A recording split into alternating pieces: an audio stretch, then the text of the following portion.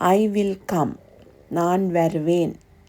I will play, நான் விளையாடுவேன். I will go, நான் செல்வேன். I will write, நான் எழுதுவேன்.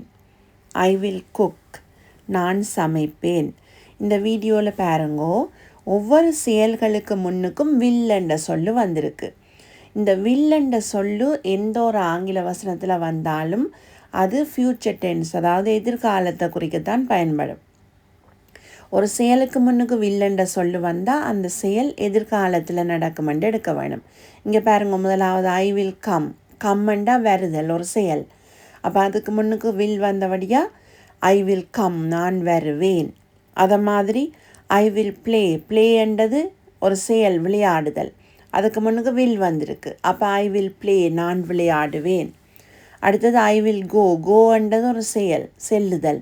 அதுக்கு முன்னுக்கு will வந்திருக்கு. பாருங்க, I will go, நான் செல்வேன். எழுவாய் I என்றா நான் என்று வந்தபடியாக செல்வேன் என்று வருது.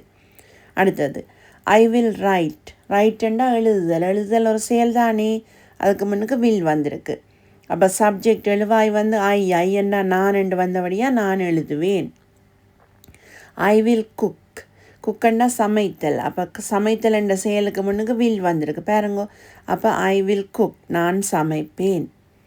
இந்த வீடியோ உங்களுக்கு பிடிச்சிருந்தா மறக்காமல் லைக் பண்ணி, சப்ஸ்கிரைப் பண்ணாதாக்கள் மறக்காமல் சப்ஸ்கிரைப் பண்ணி, தொடர்ந்து நான் போடுற வீடியோக்களை பார்த்து படித்து நீங்கள் ஆங்கிலத்தில் சிறந்த அறிவான ஆக்களை நிச்சயம் பெற வேணும்.